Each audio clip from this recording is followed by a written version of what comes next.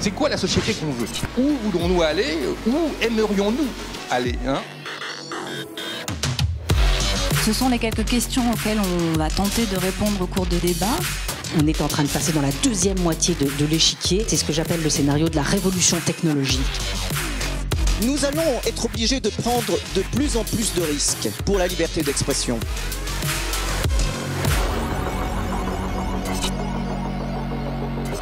On peut se poser la question, est-ce qu'on est à un point de bascule? Est-ce qu'on est perdu?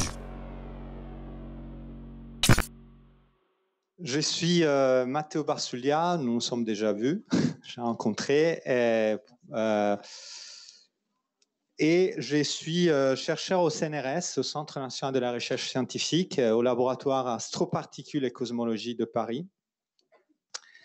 C'est un laboratoire qui étudie l'univers, qui fait de l'astrophysique d'une façon un peu spéciale. Nous utilisons des nouveaux messagers cosmiques comme les rayons cosmiques, des particules, des ondes gravitationnelles.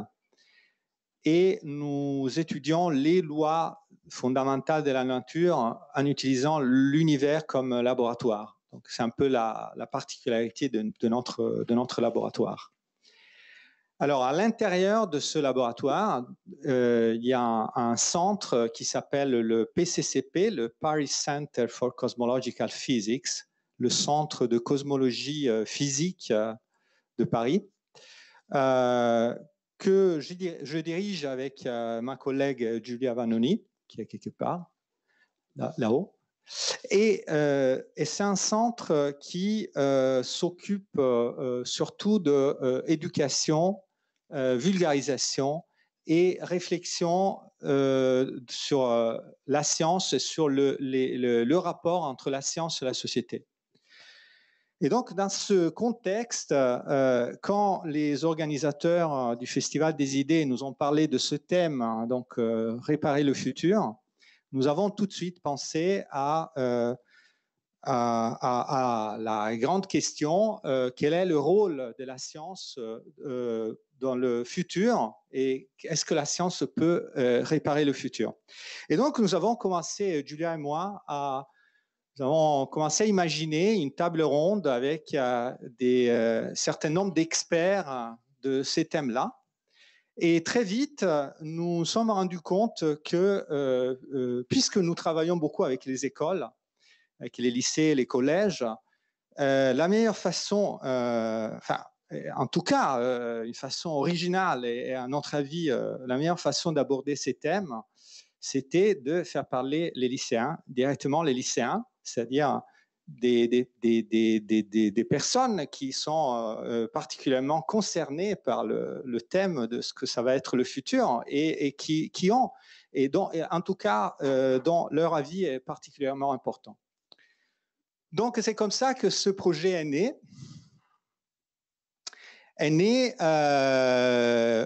d'une réflexion, de notre propre réflexion en tant que chercheur, en tant que personnes qui font de la vulgarisation dans les écoles, avec la collaboration des profs qui travaillent dans les écoles, donc Lucas, Claire et Laure. Claire, excusez-moi. Et donc, nous avons monté ce projet dans deux écoles. Donc, je laisse la parole à Laure, qui va expliquer un peu plus en détail comment le projet s'est déroulé et comment cette table ronde va se dérouler. Merci beaucoup. Bien, bonjour à tous. Je ne vais pas vous apprendre grand-chose sur le déroulement du projet, puisque, a priori, la majorité des élèves qui sont dans cette salle, au moins, y ont participé. Donc, simplement, sur le déroulement, nous allons commencer, il y a 4 thèmes qui ont été traités, n'est-ce pas? Vous avez tous, plus ou moins, rencontré Matteo et Giulia qui sont venus dans les classes. Donc, la manière dont on a organisé les choses, c'est que, simplement, nous avons choisi 4 thèmes qui sont des thèmes différents. Pour le lycée de la Plaine de Naufle, nous avons commencé par travailler sur le lien qu'entretiennent les sciences et la littérature. donc a priori de choses qui sont relativement opposées. On va vous montrer qu'en fait, c'est pas si opposé que ça. À la suite de ça, il y aura donc les 2 interventions du lycée international de Saint-Germain, donc sur la biodiversité et sur les IA, dans l'autre sens d'ailleurs, je crois que c'est les IA d'abord et la biodiversité ensuite. Et nous conclurons par un autre travail du lycée de la Plaine de Naufle qui porte sur le rapport entre les sciences et l'éthique. Donc, c'est-à-dire que un petit peu la particularité de cette rencontre, hein, c'est que nous avons à la fois des professeurs de littérature que je représente et d'histoire-géographie, c'est le monsieur qui est en rouge là-bas, voilà, oui, vous pouvez le regarder, il est là. Monsieur Haute-Manière pour le lycée de la Plaine de Naufle, et nous avons à côté Monsieur Agostino, qui est un de nos anciens collègues que vous connaissez tous.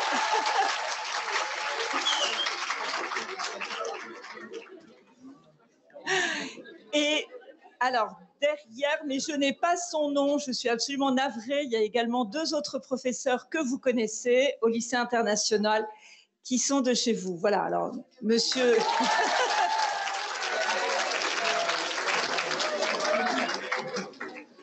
Bon, franchement, la Plaine de Naufle, je vous trouve vraiment très mauvais, là. Voilà, merci quand même. Alors, je tiens tout d'abord vraiment à remercier évidemment Matteo et Giulia qui nous accueillent ici.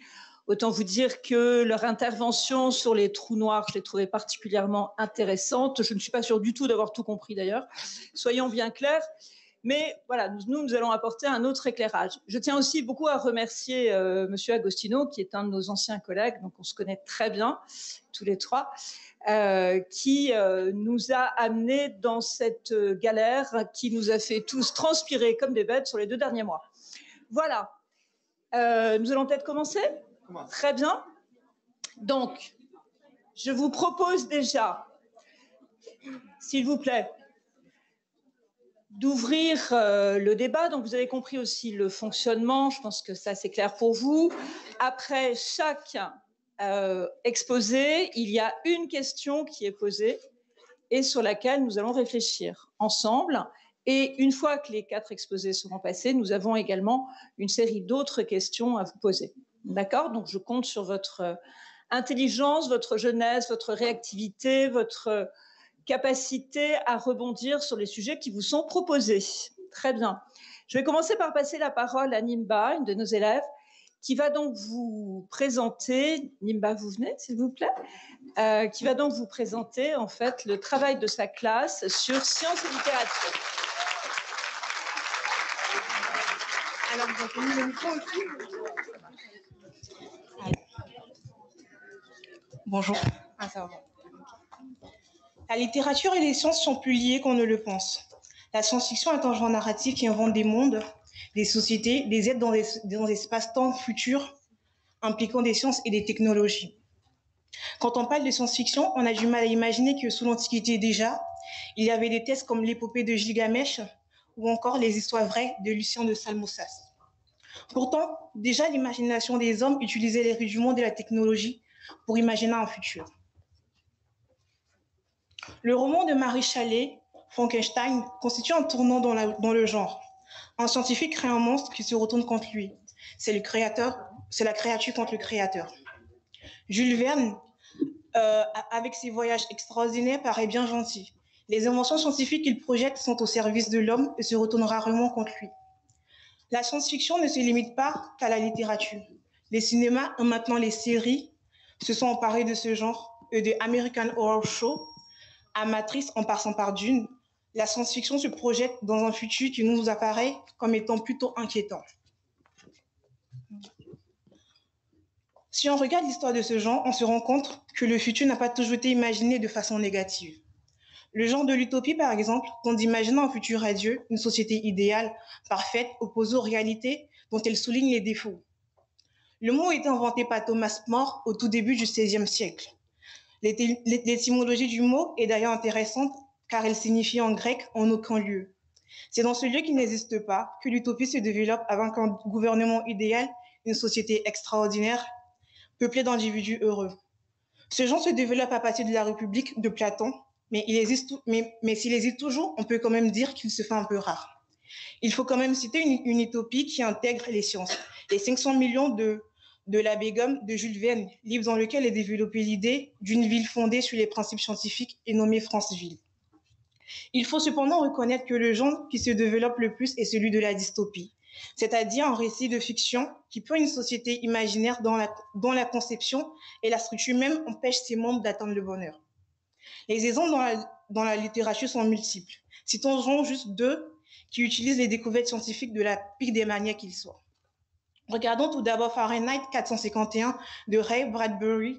Les découvertes scientifiques n'ont pour but que de détruire l'homme, de le traquer ou encore de supprimer toute culture, puisque dans ce roman, les pompiers ont pour but de faire brûler les livres. 1984 de George Orwell se situe dans la même veine, la technologie n'ayant d'autre but que l'espionnage constant de toute la société. Ces romans nous proposent un futur peu attrayant, mais ce n'est rien par rapport à ceux qui anticipent encore sur les découvertes de la biologie. Entre le meilleur des mondes d'Aldous Huxley et des fleurs de Algernon de Daniel Case, ce sont les espérances sur l'être humain qui donnent une image épouvantable et de l'être humain et de l'évolution des sciences.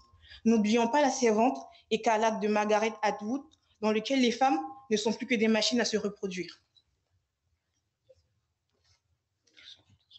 Nous venons de voir que l'idée d'une modification du corps humain a été développée par la littérature bien avant que les sciences n'aient les moyens de le faire. Maintenant, la science se trouve face à cette possibilité et se doit de définir les contours de ce qui est possible de faire. Qu'est-ce que le transhumanisme? Est-ce réparer un corps abîmé ou est-ce augmenter les possibilités physiques ou intellectuelles de ce même corps? Très concrètement, s'agit-il de greffer un œil derrière la tête, une troisième jambe pour courir plus vite, une paire d'ailes ou juste de permettre de remarcher? La distinction est essentielle. Doit-on s'opposer à la nature ou doit-on composer avec elle? Les conséquences sont immenses. Elles suscitent les espoirs les plus fous, comme les craintes les plus fortes. L'espoir de réparer des membres, des cerveaux, la crainte que ce ne soit pas accessible à tous. Et tout au long de ce transhumanisme se dessine une idée dont on ne sait pas s'il s'agit d'une crainte ou d'un espoir.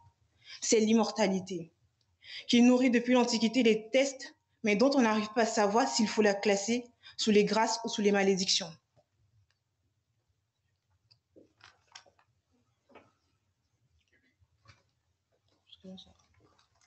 On a vu que la littérature s'était beaucoup servie des sciences pour nourrir son imagination.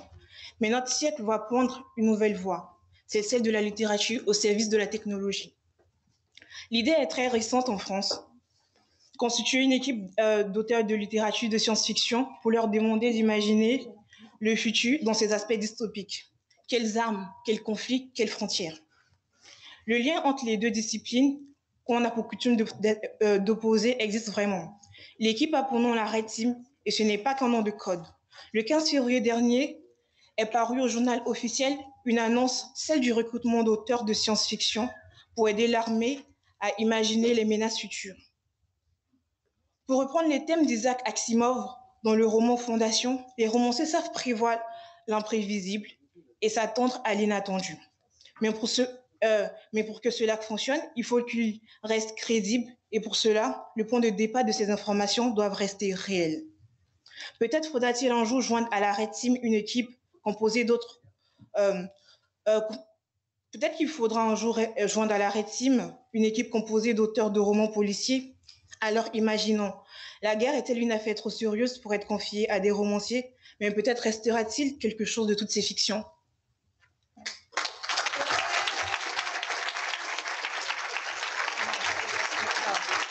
Je vais parler de la dernière question. Alors, donc juste une petite chose, on va vous projeter un petit film. Vous allez voir. Ouais, vous avez de la chance. Hein. Vous allez voir, c'est un beau film en plus. Et à la suite de ça, on affiche la question.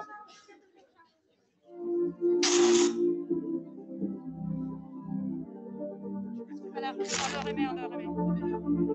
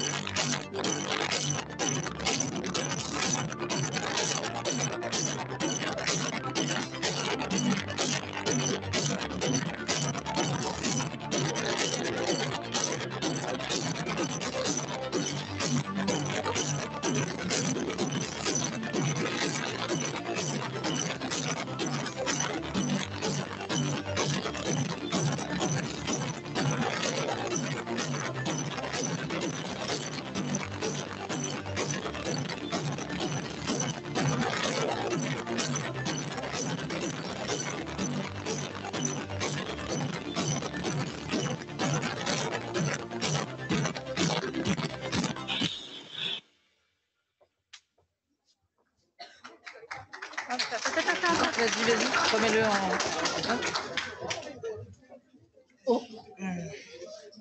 Grâce à tout ce qui précède, nous en venons à vous poser la question suivante. Dans quelle mesure la science a-t-elle besoin de l'imagination? À vous de réfléchir. On va enchaîner en fait avec le succès. Merci Nima. Bien. On va enchaîner en fait sur la deuxième présentation. Vous gardez bien cette question en tête. On en discutera tout à l'heure. On enchaîne sur la deuxième présentation. Donc, bonjour à tous et à toutes. Nous sommes des représentants du lycée international. Donc, moi, c'est Maxime Alves. Ça, c'est Amélie Manaï.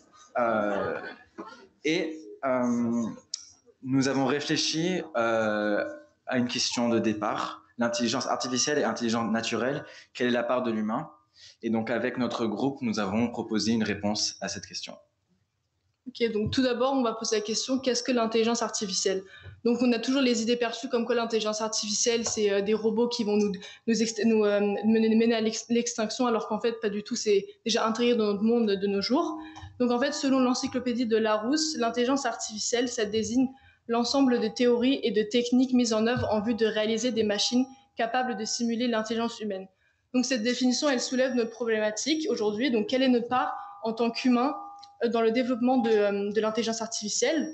Donc, puisqu'il s'agira dans le futur de créer des machines capables de simuler nos décisions et réflexions humaines, il est important de penser dès à présent à comment ces machines pourront s'intégrer dans nos sociétés, donc c'est-à-dire dans des cadres socio-économiques, par exemple, ou tout en anticipant des questions et des conflits éthiques que cela pourra générer. Donc, dans l'optique de réparer notre futur, dans ce qui est le thème du Festival des idées, nous avons choisi de nous concentrer sur les aspects suivants.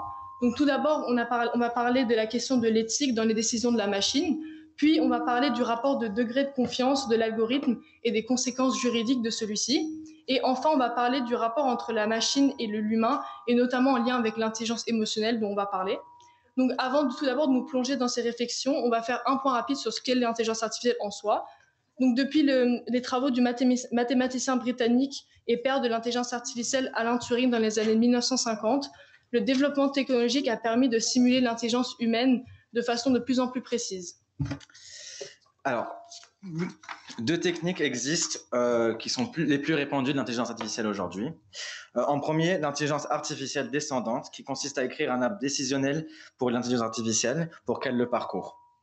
Cependant, cette technique possède un défaut flagrant. Elle doit être programmée en entier par des humains. Cela implique de dénombrer tous les cas possibles, ce qui peut vite devenir très compliqué, ou bien long. Prenons par exemple un simple jeu d'échecs. Si l'on devait programmer chaque choix que l'intelligence artificielle devrait faire en fonction de chaque possibilité de mouvement de l'adversaire, cela serait quasi impossible ou en tout cas extrêmement long. En effet, après seulement 5 mouvements, on compte déjà 69 000 milliards de possibilités. L'autre technique, qui est de plus en plus employée dans le monde de nos jours, est l'intelligence artificielle ascendante.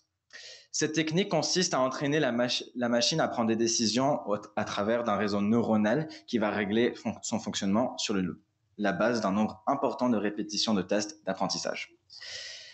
C'est grâce à ce type d'intelligence artificielle que la machine Deep Blue d'IBM a réussi à battre le grand maître d'échecs Garry Kasparov en 1996. Donc, nous allons aborder notre première enjeu partie. Ça relève du problème neuroéthique, plus précisément le dilemme du tramway.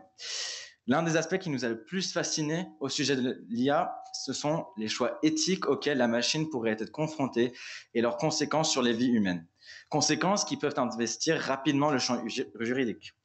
Le projet Moral Machine, réalisé par Iyad Warfan, chercheur au MIT, et Ariel Prokasha, professeur à Carnegie Mellon, nous a tout particulièrement surpris. Il se base sur le dilemme du tramway en le transposant dans le cadre d'une voiture autonome. Par rappel, ce dilemme issu de travaux en sciences cognitives porte sur un tramway ne pouvant pas s'arrêter. Le conducteur a le choix d'actionner un levier permettant de changer la direction du train. Or, dans ce cas paradoxal, le conducteur se trouve face à une bifurcation. En prenant à gauche, il est certain de tuer une personne. Mais à droite, certain d'en tuer plusieurs. Les personnes interviewées par Philippa Foot, à l'origine du dilemme, devraient choisir la direction à prendre, sachant qu'à gauche, il y aurait une personne avec un lien affectif avec le conducteur, membre de la famille, un ami, par exemple, et à droite, plusieurs inconnus. Bref, 18 millions de votants se sont exprimés sur la plateforme du projet Moral Machine, en faisant de choix de ce type dans situations diverses. Leurs réponses ont entraîné la voiture autonome à prendre des décisions. Résultat, ils ont programmé une machine à travers une volonté démocratique. Les chercheurs concluent que le système n'est pas prêt à être utilisé en conditions réelles, mais c'est une démonstration de faisabilité qui indique que la démocratie peut aider dans les grandes problématiques éthiques qui existent sur la conception de l'IA. Cet exemple nous fait beaucoup réfléchir car il montre que l'IA nécessite un cadre de prise de décision qui relève aussi de l'éthique. À ce sujet, on peut facilement constater qu'il ne se passe pas une semaine sans que soit annoncée une nouvelle initiative visant à définir un référentiel éthique de l'intelligence artificielle. En France, il y a eu le rapport de la CNIL de 2018, celui du député Cédric Villani, qui stresse l'importance de prendre conscience des enjeux de l'intelligence artificielle. À l'échelle internationale, l'OCDE et l'Europe travaillent aussi sur le sujet avec des experts d'éthique et d'intelligence artificielle pour déclencher la réflexion dès maintenant. Les entreprises ne sont pas en reste. De grands noms du secteur comme Google, Microsoft ou Thales en France ont tous récemment annoncé leur projet de charte dans le but d'établir un cadre défini dans lequel la technologie peut évoluer. Ok, alors maintenant on va vous parler du degré de confiance d'un algorithme et l'auditabilité dans la justice. Donc on va s'intéresser maintenant à un autre aspect typique de l'intelligence naturelle, donc c'est l'erreur. On va se poser la question de définir ce que ça peut être l'erreur de l'intelligence artificielle. Donc, comme on sait, les algorithmes qui régissent l'apprentissage de la machine sont rédigés par des humains et donc sont non étanches à des erreurs. Donc, c'est ainsi que par faute de l'homme que la machine se trompe. Donc, pour soutenir cette thèse, voici un cas concret. Donc, c'est l'accident engendré par une voiture autonome d'Uber en mars 2018. Donc, la voiture concernée, elle avait été programmée pour tenir compte des cyclistes et des piétons, mais pas pour tenir compte de piétons poussant un vélo. Donc, en effet, le résultat, c'est qu'une femme a été tuée pendant un test à Tempe en Arizona.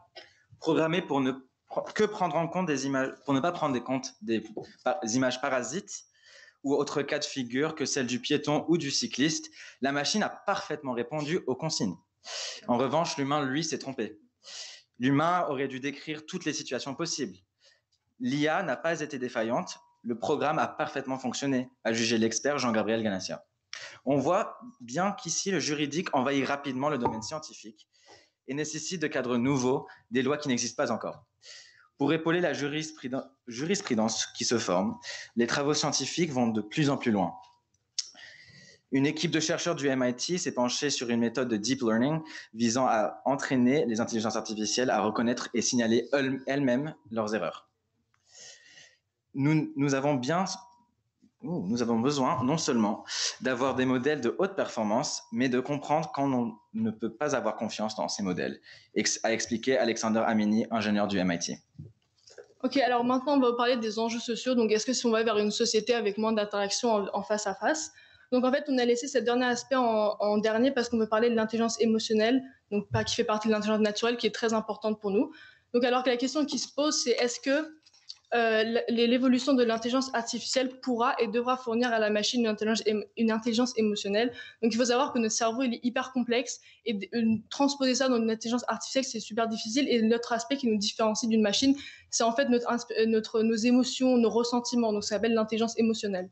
Donc à titre d'exemple, en médecine, l'intelligence artificielle est déjà très utilisée comme un complément aux analyses du médecin. Mais par contre, l'expérience montre aussi que des éléments émotionnels dans les échanges patient-médecin permettent de meilleurs résultats. Donc, en effet, une étude a été faite de deux médecins qui dispensaient le même traitement à leurs patients. Et pour chacun de leurs patients, dont un des médecins, il avait une approche beaucoup plus directe. Donc, il donnait simplement le traitement sans avoir une discussion avec le patient. Alors que l'autre, lui, il dispensait le même traitement avec une certaine empathie avec ses patients. Donc, en conclusion, les résultats ont été plus efficaces avec le médecin ayant plus d'empathie avec ses patients. Donc, c'est-à-dire qu'en fait, en conclusion, un robot médecin risquerait ainsi d'avoir une moins d'efficacité qu'un docteur humain si on n'arrive pas à lui donner une forme d'empathie. Après, la solution pourrait être la mise en place de formes de collaboration entre humains et robots, mais la science en est encore très très loin. Mais on a vu une étude qu'on a étudiée qui nous a très très intéressée, c'est celle de Mohamed Chetouani, c'est un professeur en robotique sociale à l'Institut des systèmes intelligents et de robotique. Donc il a expliqué ainsi, c'est ce qu'il a dit, ces machines dépourvues de capacités d'initiative sont hyper rigides et doivent fonctionner dans un cadre connu et contrôlé. Donc ici que ainsi une collaboration elle n'est pas encore envisageable et pour l'instant l'humain et les robots travaillent le plus souvent chacun de leur côté dans le monde professionnel. Donc dans ses recherches, Mohamed Chetouani il travaille sur une cohabitation entre la machine et l'humain. Donc c'est assez surprenant et ça nous touche particulièrement parce que nous depuis 17 ans, pas 17 ans mais depuis qu'on a 6 ans on est dans l'éducation et ça nous a beaucoup intéressé parce que ça touche le domaine de l'éducation. Donc, en effet, il a testé des robots pour assister le corps enseignant dans un nombre restreint d'écoles primaires suédoises, suisses, portugaises et françaises dans le cadre du projet européen Aminatas lancé en janvier 2018. Donc, il n'est ici alors pas question de remplacer l'enseignant ou l'enseignante, mais en fait de restituer à l'enfant des connaissances au robot, lui permettant d'évaluer sa capacité à expliquer quelque chose. Donc, le robot, lui, peut également intervenir après analyse de l'attitude des enfants pour proposer un problème plus simple à l'enfant en difficulté. Donc, les informations récoltées par l'intelligence artificielle, elles peuvent également permettre de détecter et d'intervenir auprès des enfants en difficulté, qui soient par exemple timides ou dyslexiques, etc. Mais après avoir étudié ce sujet, on s'est posé la question, on s'est interrogé, on s'est posé la question si l'avenir de l'éducation des enfants ne serait pas développer beaucoup plus l'intelligence émotionnelle, parce qu'en fait, nous, ce qui nous différencie d'une machine, en fait, c'est nos émotions, c'est nos ressentiments, c'est quelque chose de plus sensible. Et c'est pour ça qu'on s'est posé cette question. Donc, pour conclure, après des études d'articles, discussions avec des chercheurs du CNRS et entre nous, entre futurs citoyens, nous pensons que cette technologie reste encore nouvelle et que les questions que nous nous posons aujourd'hui restent primordiales et qui régiront aussi le monde de demain. Cependant, notre présent reste déjà marqué par l'intelligence artificielle. Ainsi, si l'on veut réparer le futur, il faut maintenant agir dans le présent. Alors, il s'agit là, à notre sens, de tout l'enjeu de l'intelligence artificielle. Donc, en fait, qu'allons-nous choisir d'en faire?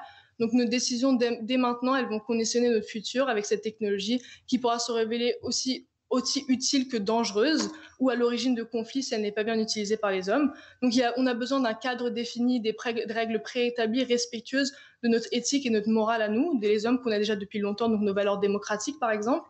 Et il faudra, dans les limites du possible et du prévisible, permettre à l'intelligence artificielle de répondre à chaque problème auquel elle se verra confrontée, de manière qui correspond à notre éthique. Et en finir juste avec nos avis en tant que lycéens. Je vais commencer. Quelle surprise. Comme mes camarades, je serai bientôt majeur et donc un citoyen du monde. Et je vois l'intelligence artificielle devenir une technologie qui nous pousse vers un bouleversement de notre société, car elle semble assez variée dans ses applications, qu'elle soit sociale, économique, scientifique, etc. Et qu'elle changera notre mode de vie. Alors, pour ma part, je trouve que l'évolution technologique, elle est faite par l'homme. Donc, l'évolution, surtout technologique, fait partie de l'homme. Donc, nous, les êtres humains, on cherche constamment à innover, découvrir pour pousser nos capacités intellectuelles à l'extrême ou encore plus loin. Donc, je trouve que l'importance que prend l'intelligence artificielle de nos jours, elle est complètement légitime. C'est comme, par exemple, à l'époque de la révolution industrielle, qui a bouleversé le monde ancien. Donc, en fait, ça, c'est comme nous, un peu notre révolution industrielle, si on peut dire ça comme ça. Et c'est l'intelligence artificielle. Et certes, elle est nouvelle de nos jours. On a encore plein de terrains inconnus. Mais je pense que dans certaines années, décennies ou même des siècles, ce sera quelque chose de très habituel dans notre monde. Donc, en fait, c'est juste qu'on peut dire qu'à chaque époque, ces intégrations. Et pour nous, aujourd'hui, c'est l'intelligence artificielle. Merci de nous avoir écoutés.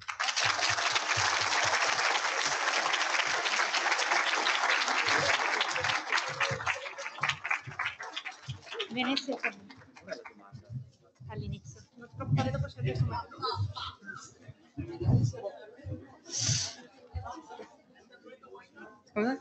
Ok. Tu vas enlever ton masque. Non, trop la flemme. Ok, on peut commencer. Ah. Bonjour. Ok. Bonjour, je m'appelle Calista Baudot et je suis élève de terminale au lycée international de Saint-Germain-en-Laye. Et moi, je m'appelle Charles Arnoux, aussi au lycée international. Bon, et on va présenter donc le thème de la biodiversité. L'astrophysicien Hubert Reeves dit « La biodiversité, c'est nous et tout ce qui nous entoure ». Mais qu'est-ce qu'une crise biologique ? Scientifiquement, une crise biologique ou extinction de masse fait naturellement partie de l'évolution. Il est naturel que des espèces apparaissent et disparaissent. Elle doit remplir 3 critères: une durée brève à l'échelle des temps géologiques, une ampleur mondiale. Je suis à l'aise là. Désolée. Elle doit remplir 3 critères: une durée brève à l'échelle des temps géologiques, une ampleur mondiale et enfin une importante chute de la biodiversité, c'est-à-dire une disparition donc, de la diversité des espèces vivantes telles que les micro-organismes, les végétaux ou encore les animaux, nous inclus, tous présents dans le milieu planétaire. Au cours de l'histoire de notre planète, 5 grandes crises biologiques se sont succédées. La plus emblématique étant celle donc, de l'extinction des dinosaures, la 5e, il y a 65 millions d'années. Le problème est que depuis l'arrivée des hommes sur Terre, les espèces s'éteignent trop rapidement. On parle de 100 à 1000 fois plus rapidement que le taux naturel d'extinction. Pour de nombreux chercheurs, une nouvelle extinction de masse, la 6e, aurait été amorcée à la suite de la colonisation du monde par l'homme. La raison pour laquelle nous nous sommes réunis aujourd'hui est pour débattre de cette 6e extinction, celle que nous vivons actuellement. Nous nous sommes donc regroupés en petits groupes d'élèves de terminale et nous nous sommes posé la question suivante. Y a-t-il urgence à prendre conscience de la crise actuelle de la biodiversité? Pour cela, nous nous intéresserons d'une part aux causes de la crise actuelle et à ses impacts sur la biodiversité de nos jours, et d'autre part, nous décrirons les solutions qui ont été instaurées afin de contrebalancer cette crise, ou du moins la ralentir. Maintenant que nous avons posé le sujet, passons aux choses sérieuses, en nous posant une simple question. Comment en sommes-nous arrivés là? Pour répondre à cette question, nous n'irons pas chercher très loin puisque les principales causes de la disparition, c'est nous, c'est les activités humaines. En fait, l'impact que nous avons sur nos écosystèmes est bien plus important que ce que l'on réalise et nous ne pouvons certainement pas l'ignorer. D'après la liste rouge, 14% des oiseaux, 26% des mammifères et 41% des amphibiens sont menacés d'extinction au niveau mondial. C'est également le cas pour 37% des requins et des raies, 33% des coraux et 34% des conifères. La France fait partie des 10 nations hébergeant le plus grand nombre d'espèces menacées. Ces chiffres alarmants peuvent davantage nous éclaircir sur les multiples causes de ce fléau mondial. D'une part, la surexploitation de nos ressources animales à la fois sauvages et domestiques est un motif important de cette crise biologique. Des exemples significatifs de ce phénomène pourraient être la surpêche, qui représente un tiers des stocks des poissons surexploités dans le monde, ou encore le braconnage, qui est lui complètement illégal, mais qui participe donc activement à la chasse de l'ivoire des éléphants, par exemple. Plus encore, la destruction des habitats naturels des populations animales joue également un rôle prédominant dans le déclin de la biodiversité. La déforestation, par exemple, détruit chaque jour de nombreux micro-habitats essentiels pour les espèces, conduisant ainsi à leur extinction, en plus d'accentuer les effets du réchauffement climatique.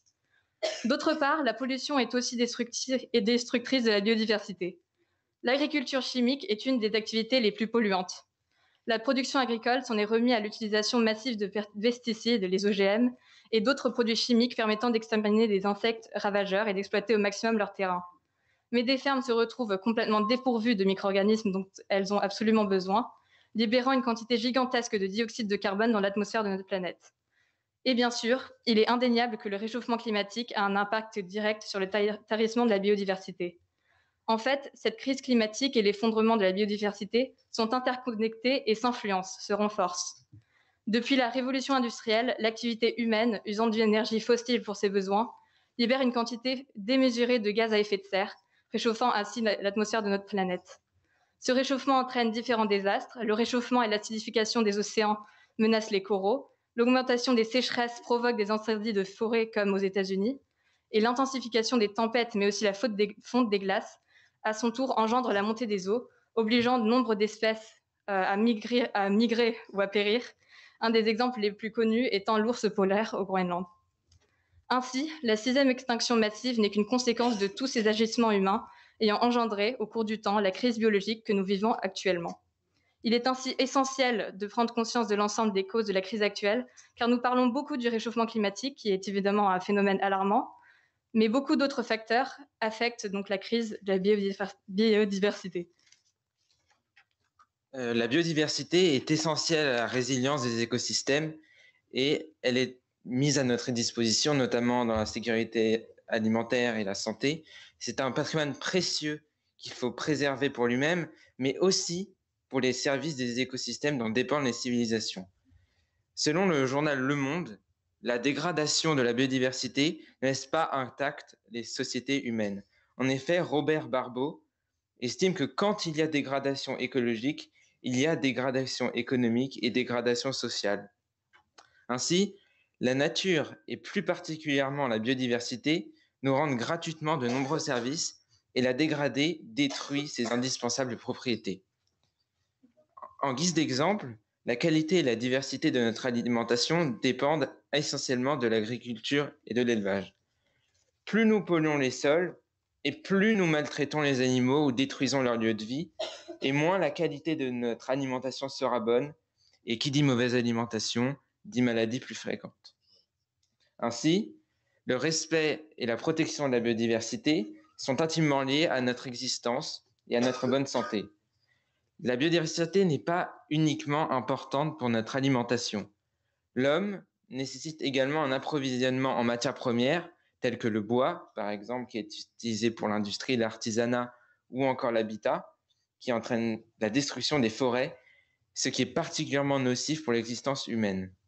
Un exemple d'actualité pourrait être la réalisation du projet de tram 13 reliant la gare de Saint-Germain-en-Laye, Grande Ceinture, à celle de Saint-Germain-en-Laye RER. Cette infrastructure humaine engendre la destruction de plusieurs hectares de forêt pour l'installation des rails. Ce nouveau projet aura donc pour conséquence la disparition des habitats et des espèces et de leur milieu de vie, car les arbres et les plantes sont des refuges pour des milliers d'espèces. Ainsi, la déforestation et l'agriculture intensive détruisent des espèces ainsi que leur habitat. Maintenant que nous avons exposé l'impact humain prédominant dans cette crise actuelle de la biodiversité, étudions les solutions mises en place pour la limiter le plus possible. D'une part, sur le plan politique, l'écologie semble prendre une place de plus en plus centrale dans l'opinion publique d'abord, mais surtout dans des mesures gouvernementales récentes. Ainsi, le plan biodiversité 2018, accompagné du slogan « Protéger la biodiversité, c'est protéger les Français », ayant pour but de réduire à zéro la perte nette de biodiversité, est fondé autour de 3 axes stratégiques. La reconquête de la biodiversité, l'économie sans pollution et à faible impact, et enfin, la protection et la restauration de la nature. Plus encore, ce plan écologique a même pris une dimension internationale. Pensons notamment à la récente COP26, mettant en place des objectifs, voire des mesures unilatérales, afin de tenter tant bien que mal de sauver notre planète. Et d'autre part, en tant que citoyen, il est encouragé d'être actif dans cette lutte contre la crise biologique en cours, que ce soit en rejoignant une association locale ou en changeant nos habitudes de consommation. Il existe une multitude de moyens simples pour renverser la balance et limiter les dégâts de la crise en cours. Le recyclage et la réutilisation des déchets, de même que le compost et les nouveaux engrais à base d'excréments, pourraient également s'avérer être des atouts non négligeables pour l'avenir de notre planète. En conclusion, le message que nous aimerions faire passer est simple. Nous voulons montrer qu'il est urgent de prendre conscience de la crise actuelle de la biodiversité. Nous sommes persuadés qu'il peut y avoir un moyen de freiner cette crise, même si cette problématique semble extrêmement complexe, voire inatteignable de par sa dimension internationale. Pourtant, c'est en faisant des conférences comme celle-ci que nous nous mobilisons et que nous faisons avancer les choses. Et si vous le permettez, avec le temps qui nous reste, nous souhaiterions lire quelques avis de lycéens à propos de ce sujet. Je partirai plutôt de l'origine. Prenons le terme « extinction massive ». Il nous fait terriblement peur, pas vrai? Mais pourquoi nous fait-il si peur? Évidemment, pas spécialement pour la planète en général, ou même pour toutes les espèces animales et végétales. Non, cette peur n'est que personnelle et ingrate. Elle n'émane que d'humains obnubilés par leur bien-être, leur confort, par leur famille, mais plus que tout, terrifiés par la mort. Alors bien sûr, nous pouvons tenter de réduire le délai nous menant à cette extinction. Nous pouvons continuer de penser que nous allons sauver toutes les espèces sur notre grande arche de Noé universelle, que nous allons sauver la Terre à la force de nos bras, qu'il reste une lueur d'espoir. Malheureusement, cela fait 150 ans qu'il est trop tard. Mais, contre toute attente, l'heure de cette fameuse extinction n'est pas arrivée. Alors, d'ici là, quoi de mieux que de sensibiliser, mobiliser, voire choquer la population. Les jeunes sont là pour ça, non pas pour réveiller les anciens, mais bien pour agir dès maintenant s'ils en ont la capacité. Alors, sans aucun doute, 30% des espèces animales et végétales sont menacées d'extinction. Leur migration et leur milieu de vie sont perturbés d'année en année. Nous ne pouvons rien à présent contre cela. Mais pour les 70% restants, nous pouvons peut-être faire quelque chose. Et plutôt que de s'attendrir devant les mignons koalas ou kangourous ou même les grands séquoias américains périssant les flammes, sauvons ce qu'il reste. Et ainsi, en tant que grands prédateurs de cette planète, tâchons de la préserver ou du moins de la nettoyer à tout prix, car si l'espèce humaine ressortira anéantie ou du moins chambardée par la prochaine extinction qu'elle aura au passage elle-même engendrée, d'autres espèces parviendront à coup sûr à en réchapper comme elles l'ont fait des millions d'années auparavant. Merci.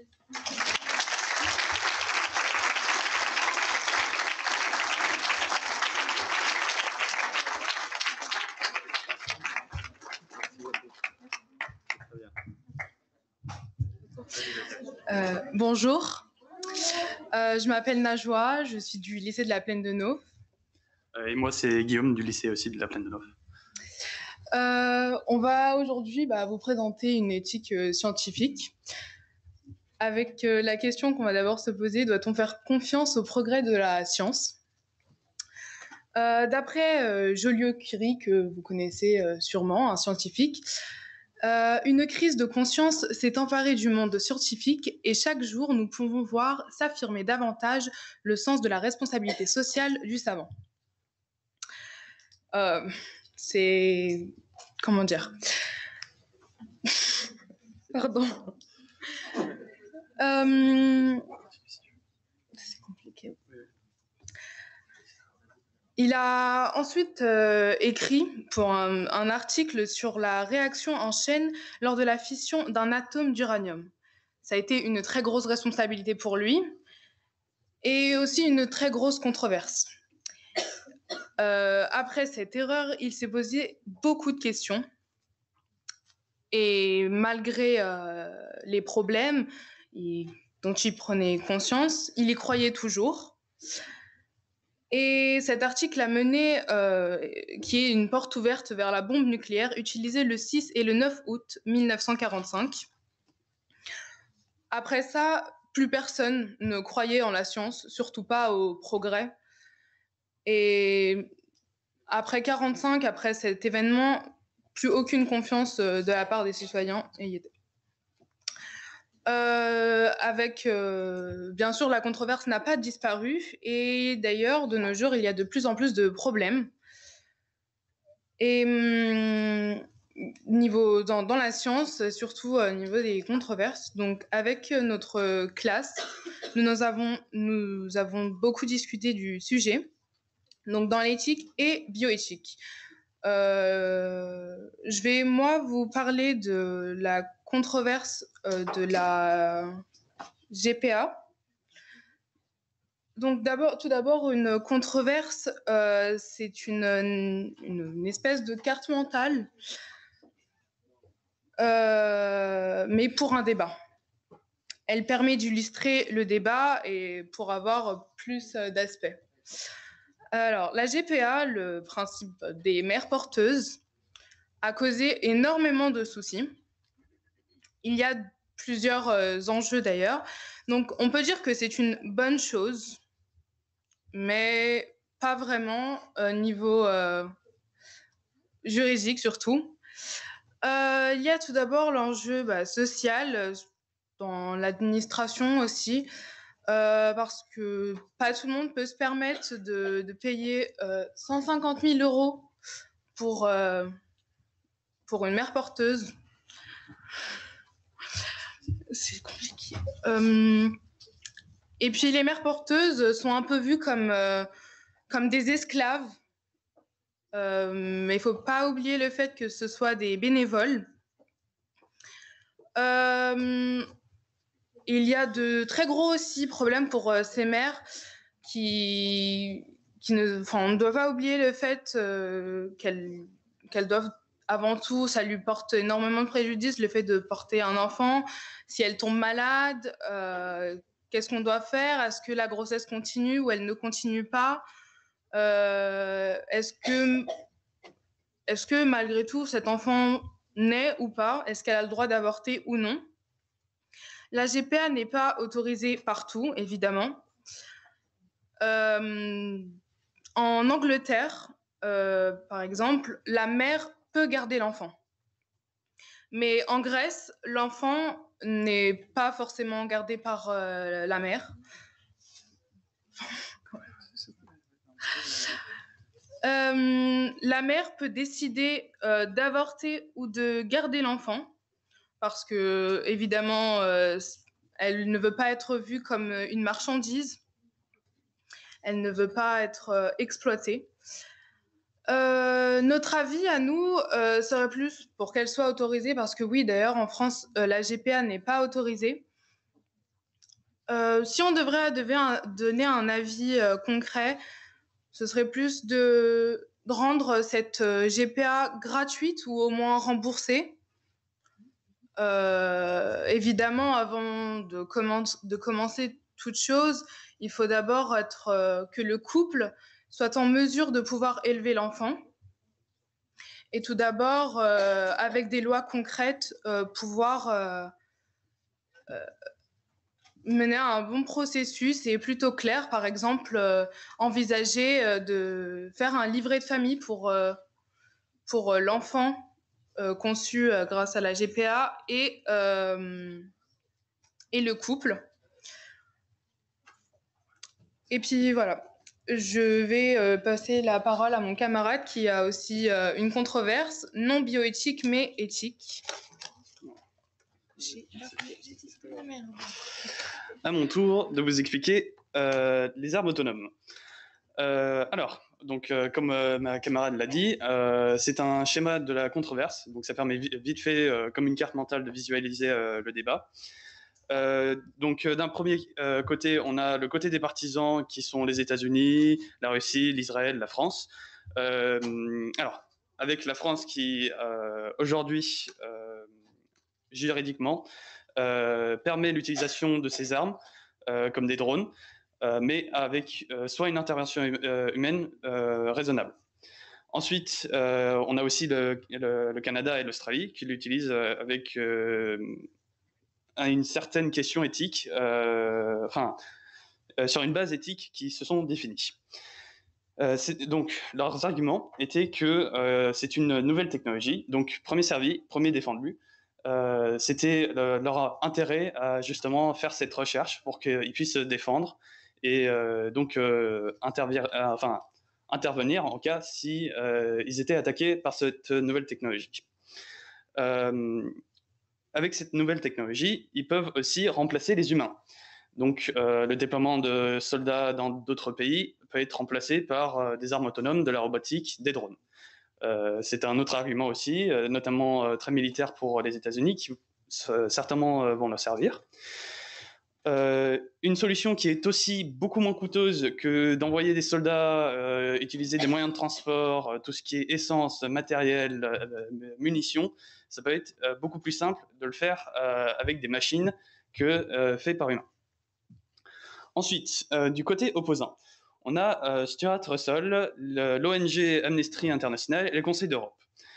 Stuart Russell a argumenté que avec le progrès de l'IA, il sera bientôt temps que les drones seront manipulés directement depuis une intelligence artificielle. Celle-ci est un peu controversée et justement on s'est posé des questions là-dessus. Avec cette nouvelle technologie, la décision humaine est de moins en moins présente. Donc, ce qui peut donner justement lieu à des victimes collatérales et aussi par exemple, si ces drones devaient être amenés à être utilisés par exemple pendant une prise d'otage, elle ne pourra pas faire la différence entre l'otage et celui qui prend l'otage. C'est pas sympa. Ensuite, il y a vraiment un manque de réglementation au niveau international, ce qui d'ailleurs est un vrai problème. En tout cas, c'est ce que nous pensons.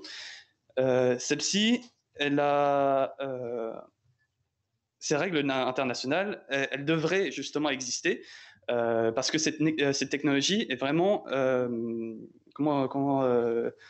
est en train de progresser et devient de plus en plus importante. On commence à faire déjà des recherches à utiliser des drones qui pourraient se repérer automatiquement, des drones kamikazes qui peuvent directement, grâce à une reconnaissance faciale, se jeter sur des gens.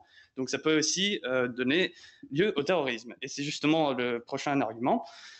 Le progrès technologique pourrait normaliser ou même donner ce genre d'armement très accessible à tous. Je ne pense pas que ce soit très difficile de coller une bombe à un drone et de la transporter et l'amener à un lieu où on va la faire détonner. Donc c'est vraiment aussi un moyen, un moment où il faut se poser des questions sur comment on cherche des solutions sur ça. Et nous, on en a trouvé plusieurs. On avait pensé à un contrôle strict et suivi de toute arme qui est justement robotique ou qui est contrôlée par une IA. Celle-ci, elle peut être soit armée, soit elle peut avoir un service militaire. Enfin, il faut que ça soit contrôlé et très strictement. Ensuite, vous voyez qu'il y a deux flèches qui se rejoignent sur les arguments des opposants et des partisans vers une solution. Les pays moins développés sont à un désavantage, et c'est bien vrai. Si, dans un cas, on décidait d'envoyer des drones qui ne sont pas utilisés par des humains, si l'humain n'est pas dedans, etc., et qu'ils sont contrôlés par des IA, on a un problème légal. Celle-ci, ce drone, par exemple, s'il va commencer à s'attaquer à des soldats d'un pays moins développé, et que d'un côté, on se retrouve avec, je prends des numéros absurdes, mais par exemple 13 000 morts d'un côté et 0 de l'un de l'autre, c'est pas très normal pour une guerre.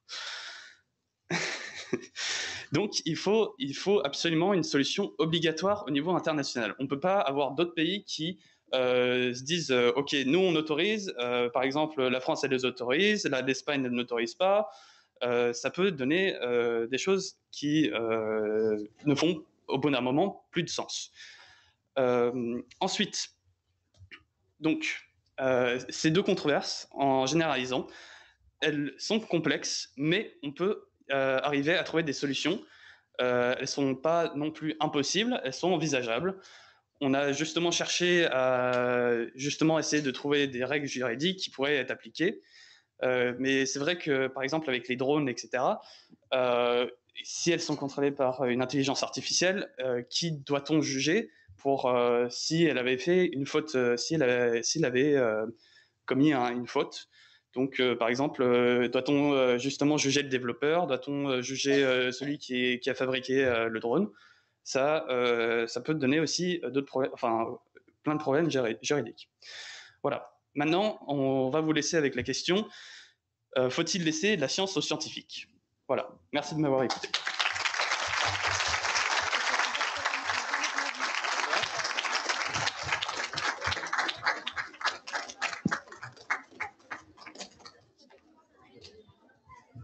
Donc maintenant, nous ouvrons le débat. Donc voilà, je relis les questions. Donc la première, dans quelle mesure la science a-t-elle besoin de l'imagination? L'intelligence naturelle et artificielle, quelle est la part de l'humain? Y a-t-il urgence à prendre conscience de la crise actuelle de la biodiversité? Et enfin, faut-il laisser la science aux scientifiques? Donc commençons avec la première question. Donc dans quelle mesure la science a-t-elle besoin de l'imagination? Donc est-ce qu'il y a des réactions déjà ici sur la scène?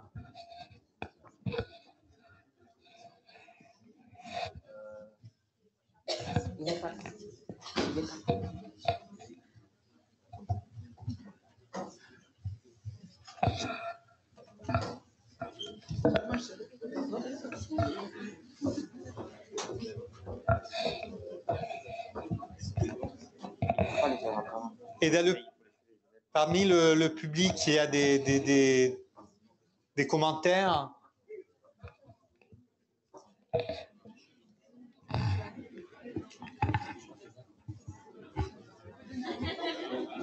Voilà.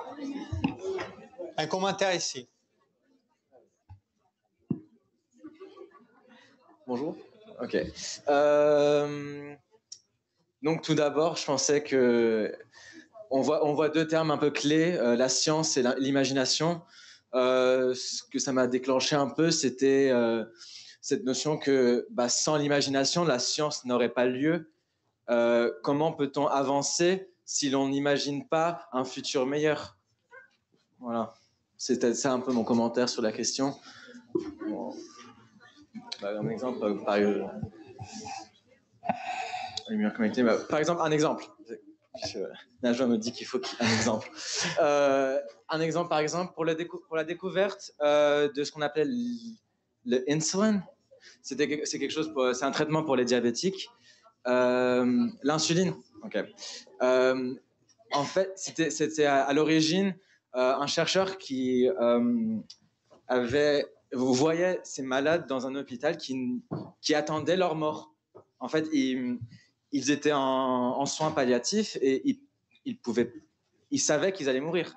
Et donc, c'était un peu grâce à son rêve, son imagination, qu'il a poussé ses recherches, qu'il a vraiment, il a fait tout ce qu'il a pu pour pouvoir découvrir un futur pour ces personnes.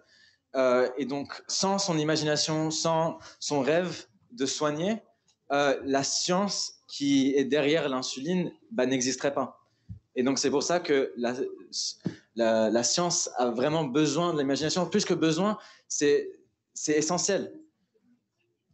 Merci beaucoup. Est-ce qu'il y a d'autres avis sur cette première question? Un autre avis ici? Oui? Ah, ça marche pas. Non, ça marche pas. Il faut le... Ok. Pour moi, je prends la question. En fait, la science, c'est surtout une attempt, une tentative à répondre à une question qu'on se pose. Par exemple, avec la gravité, on se demande la question pourquoi les choses tombent par terre. Donc, je pense qu'il faut un peu d'imagination pour d'abord se poser des questions et ensuite l'étudier. Oui. Voilà. Merci beaucoup. Merci. Donc, je pense que l'imagination est importante pour la science, mais qu'elle est surtout conditionnée par la connaissance. C'est-à-dire que, effectivement, il faut imaginer des réponses aux questions qu'on se pose, mais je pense que cette imagination, elle vient surtout de la connaissance qu'on a du sujet, parce que quand on connaît bien le sujet, on peut après penser à des solutions en fonction des problèmes qu'on rencontre durant la question, quand on se pose la question. Et donc, je pense qu'elle est importante, mais qu'elle est surtout qu'on doit surtout connaître le sujet en fait avant pour pouvoir imaginer les réponses. Oui, c'est une question intéressante, mais qui, en quelque sorte, donc nous avons vu. Moi, la réaction que j'ai par rapport à ce que vous avez dit, j'ai deux réactions. Donc, ce que tu dis est vrai, et en même temps, nous avons vu que l'armée, le ministère des Armées, a embauché des écrivains, et donc des personnes qui sont pas censées avoir une connaissance de ce sujet parce que justement, peut-être, ils ont un regard plein d'imagination et donc il faut probablement combiner la connaissance et l'imagination. L'autre réaction est par rapport à la science fondamentale. Nous avons vu dans le travail que nous avons fait en classe que pourquoi, nous avons posé la question pourquoi c'est important de faire de la science fondamentale, de la science qui n'a pas un objectif à court terme bien défini, donc en quelque sorte qui imagine, qui se pose des questions un peu librement, et donc là ça va un peu dans la même direction.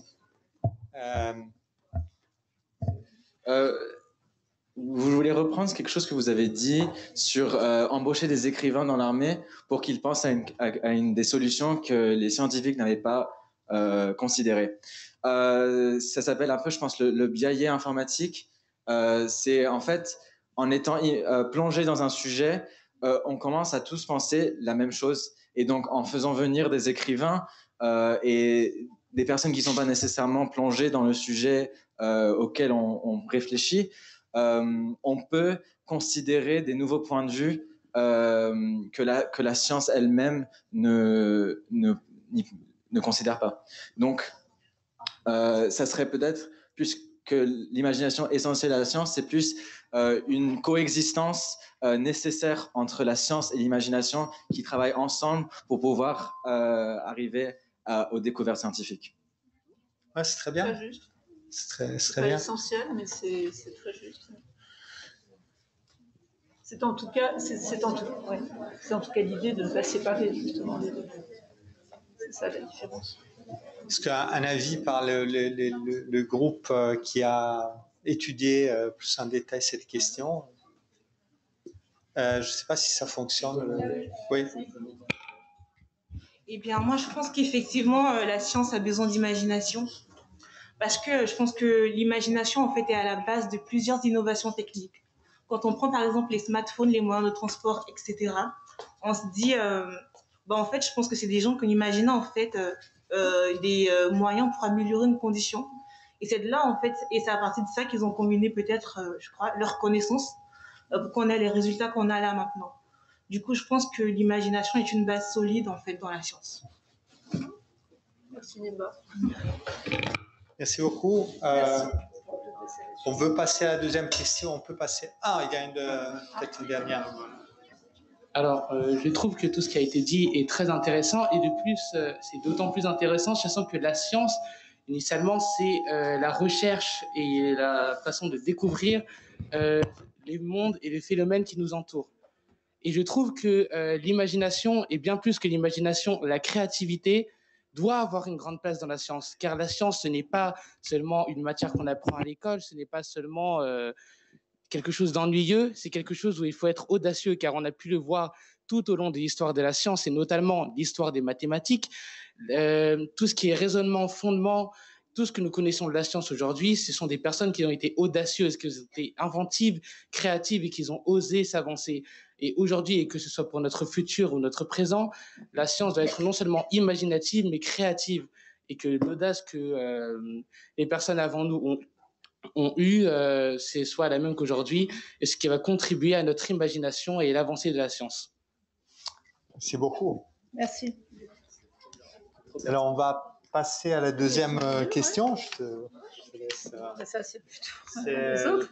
Donc, deuxième question. Intelligence naturelle et artificielle, quelle est la part de l'humain? Qui est-ce qui veut intervenir sur cette question?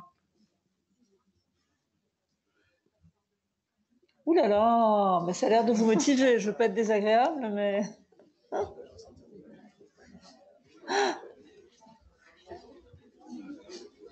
Non? Même ceux qui ont travaillé dessus? Ouais, j'arrive. Non? J'arrive. Oh bah, si vous arrivez, je suis tout à fait rassurée alors. Ah oui. Oui, moi encore. Je vous en prie.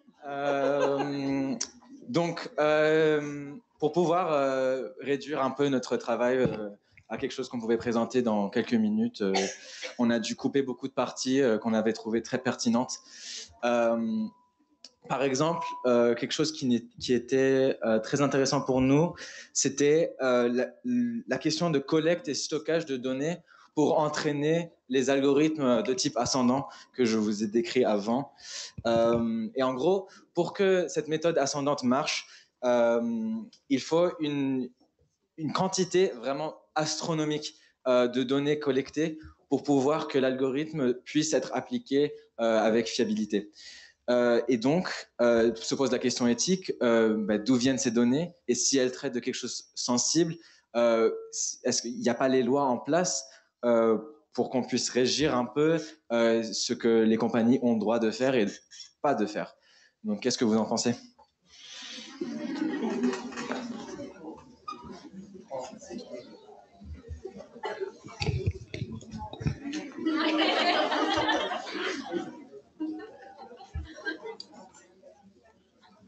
Tu veux? Oui. Donc pour répondre à la question, pour moi, la collecte de données, ça m'a jamais trop posé un problème parce que les compagnies, tant que c'est anonyme et que c'est pas accessible à un autre humain, c'est que accessible à des ordinateurs, pour moi au moins, ça me pose pas trop de problèmes. Donc, il va jamais y avoir un autre humain qui va pouvoir voir ce que moi je fais sur mon téléphone. Ça va que être accessible à des ordinateurs. Donc, et tant que c'est le cas, moi ça me pose pas de problème. Moi, je vais d'abord te répondre. Tu dis que, ok, ils peuvent pas forcément te voir, mais par exemple, si je prends l'exemple des Google Home, ce sera tout à reconnaissance vocale. Ok, Google, allume la lumière. Ok, ils t'entendent. Mais à ce moment-là, quand il t'entend, quand tu l'appelles, il entend aussi tout ce que tu fais durant toute la journée, non? Donc, il entend ce qui se passe, que tu racontes à ta mère et tout le reste. Donc, d'une part, il te voit pas, mais il entend bien tout ce que tu dis et tout ce que tu racontes. Merci. Et puis au-delà de ça, si on dit qu'on laisse les données être gérées par l'ordinateur, est-ce que ça veut dire qu'on laisse l'IA se débrouiller toute seule avec les données qu'on lui a données? Déjà, est-ce que c'est possible? Alors,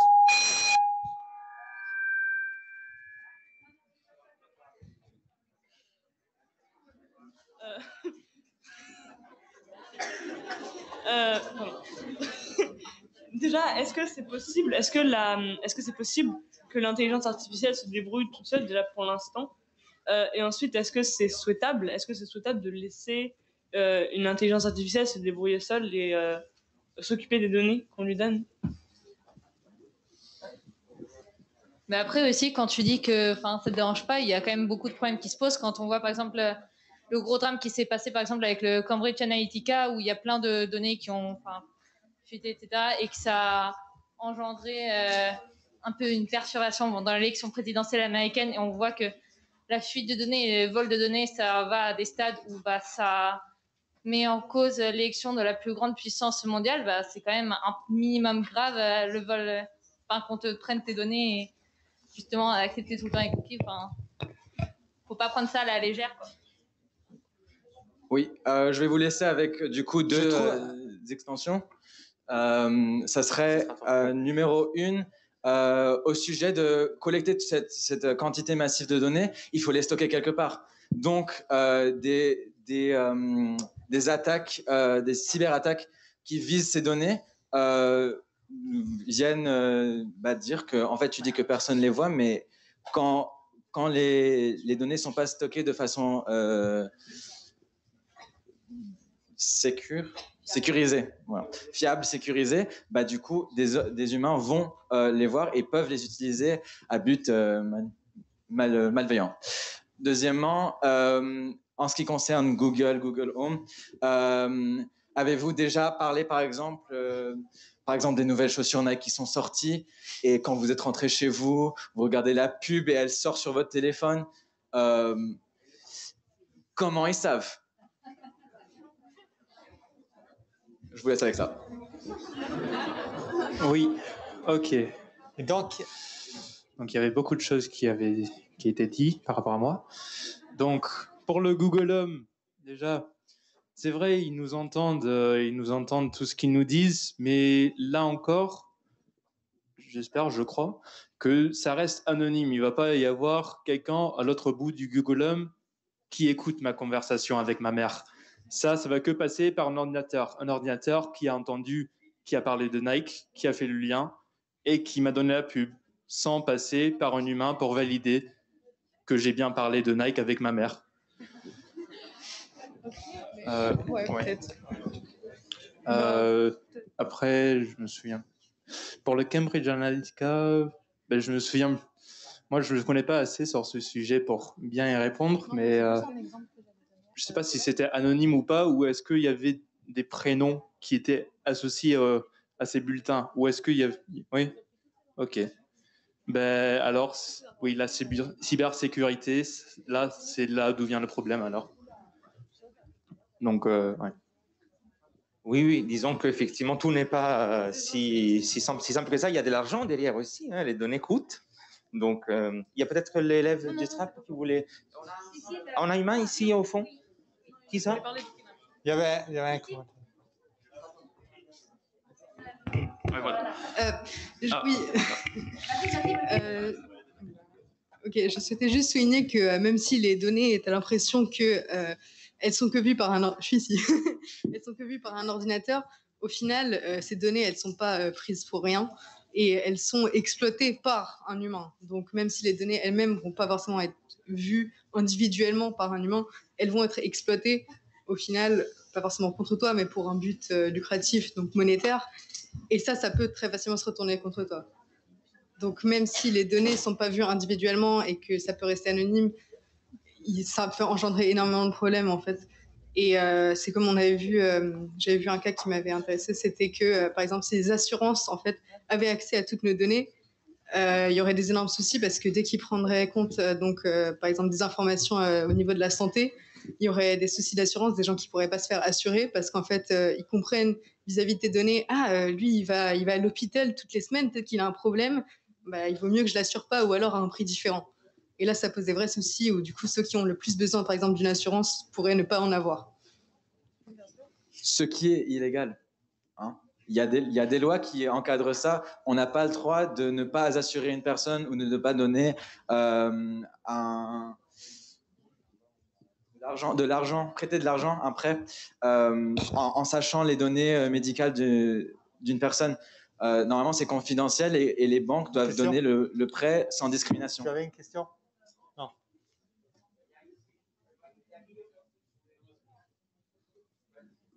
Alors, moi, je me posais la question. Qu'est-ce qu'on fait si l'intelligence...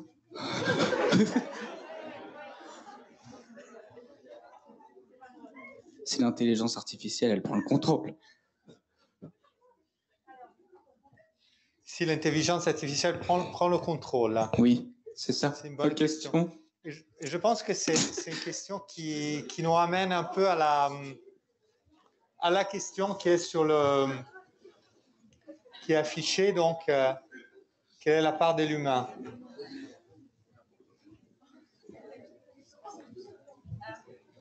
Hein? J'ai pas entendu. Qui me parle? Pour vous, là, que vous avez étudié, mais pour tous, croyez-vous que ce soit possible que l'intelligence artificielle C'est ça ma question, prend oui. le dessus, disons, sur les humains? Par erreur humaine, du coup, en fait, on est tellement bien programmé l'algorithme qu'au final, on nous surpasse. Si j'ai bien compris tout ce qui a été dit tout à l'heure sur l'intelligence artificielle, il existe deux types d'intelligence artificielle, excusez-moi, l'ascendante et la descendante. Il y en a une qui est programmée totalement par l'homme et il y en a une deuxième qui va, au fur et à mesure de sa vie, apprendre comme un humain, au final, comment le monde fonctionne et va prendre ses propres décisions. Et à la fin de la deuxième partie sur l'intelligence artificielle, il a été dit qu'il avait des projets pour une collaboration entre l'être humain et l'intelligence artificielle. Et à mon avis, je pense que l'intelligence artificielle ne pourra pas prendre le contrôle parce que, au final, l'intelligence artificielle, c'est un second humain, entre guillemets. C'est une seconde forme de vie qui va apprendre comme nous avons appris il y a longtemps.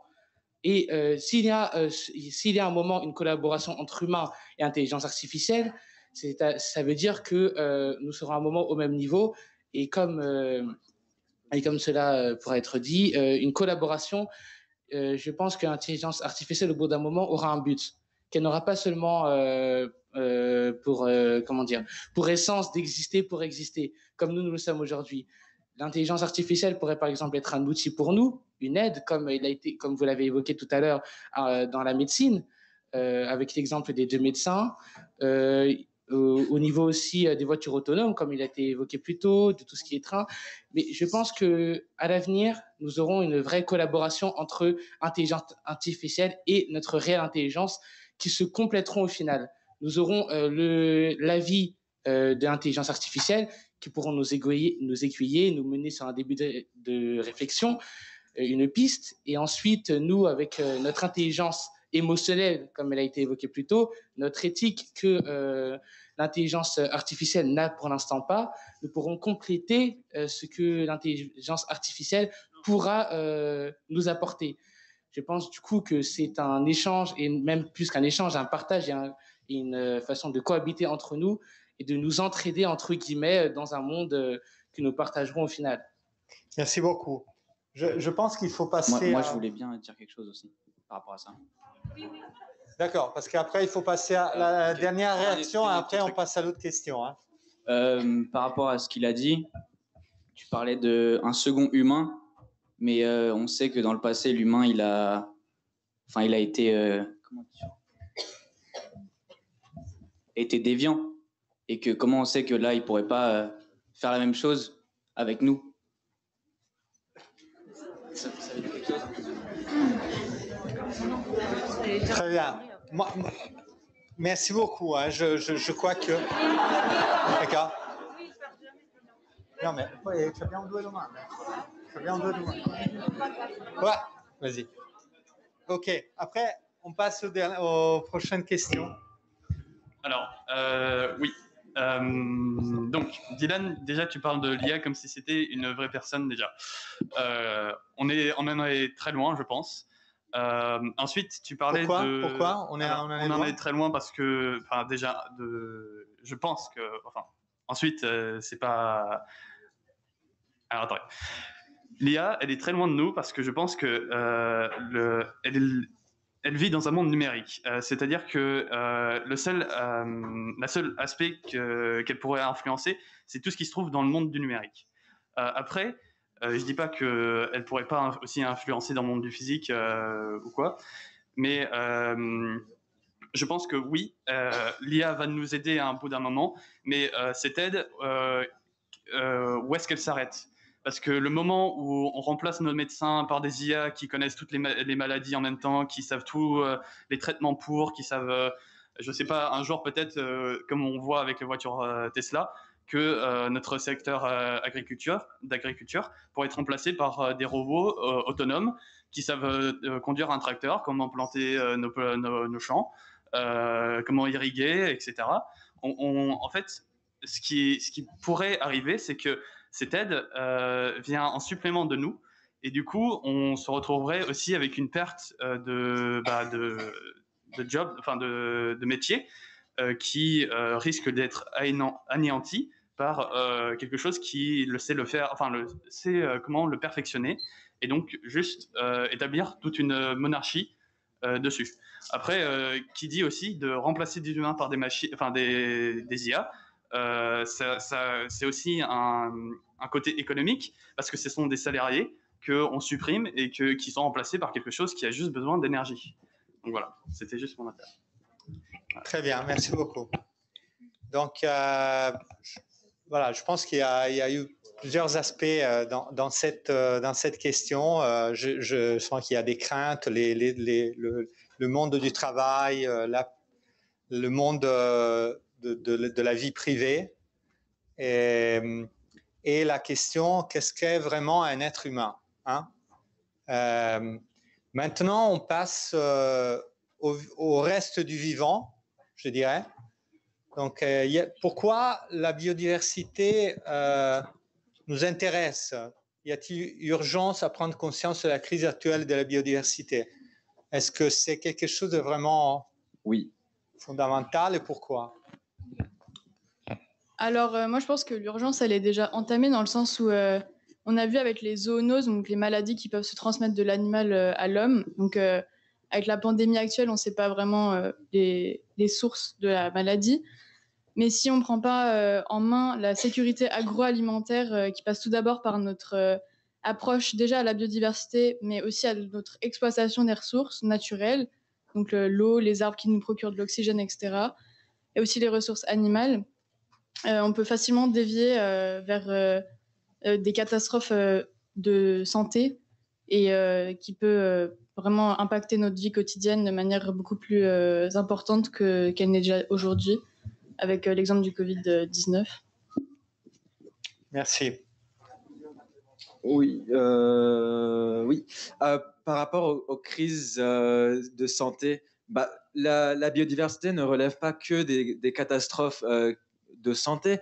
On observe aussi, par exemple, le niveau de mer qui augmente, des catastrophes naturelles qui sont beaucoup plus fréquentes. Donc, il faut élaborer aussi la crise de biodiversité mène à juste des catastrophes contre nous, mais aussi contre l'environnement lui-même. On perd de la terre qu'on peut utiliser. D'autres commentaires? Oui. Merci pour ton intervention très pertinente. Et c'est vrai que oui, il ne faut pas oublier que la biodiversité permet de nous soigner parce que la biodiversité, justement, en fait, elle peut nous servir et elle est un peu mise à notre disposition et on en prend trop avantage. Et par exemple, la pénicilline, c'est complètement naturel. Ça a été découvert par Fleming. Okay. Et elle provient de la nature et elle sert d'antibiotique. Donc tu as complètement raison. La biodiversité est essentielle pour notre santé également. Donc c'est une richesse pour la science et pour les humains. Donc moi, c'était aussi une remarque qui est un peu pareille. C'est que tout le monde est en fait conscient qu'il faut prendre urgence pour soigner en fait cette crise. Mais après, on est lanceur d'alerte, mais il n'y a pas vraiment de choses qui sont faites pour arranger cette crise. Par exemple, il y a eu la COP26 il n'y a pas si longtemps, et j'ai suivi très rapidement, mais il n'y a pas eu vraiment de relancement ou d'idées pour faire en sorte de trouver une solution précise. Par exemple, même la Chine, la Russie ou les États-Unis, qui sont des plus grandes puissances mondiales, n'ont pas participé. Donc on peut se demander pourquoi on crie tellement à l'urgence, mais pourquoi aucun des gouvernements vraiment ne met un point d'honneur justement à trouver une solution, à aider.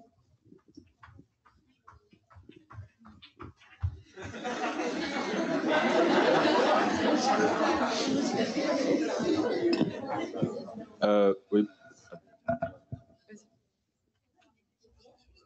Okay. Je pense qu'il est important de prendre conscience de cette situation, mais je pense que ce qui est davantage important, c'est la façon dans laquelle nous prenons conscience. Et je pense que dans ce processus de prise de conscience, il faut quand même rester positif et adopter un état d'esprit positif, parce que si on commence à avoir peur et à craindre cette crise de la biodiversité, on va commencer à ne plus vouloir se reproduire. Je pense, du coup, c'est quand même à souligner. Et si on commence à ne pas se reproduire, on va avoir une autre crise qui n'est pas de biodiversité, mais plutôt une crise démographique et qui peut engendrer des problèmes encore plus graves que ceux qui sont soulevés dans cette question-là. Du coup, je pense que c'est quand même important. Merci.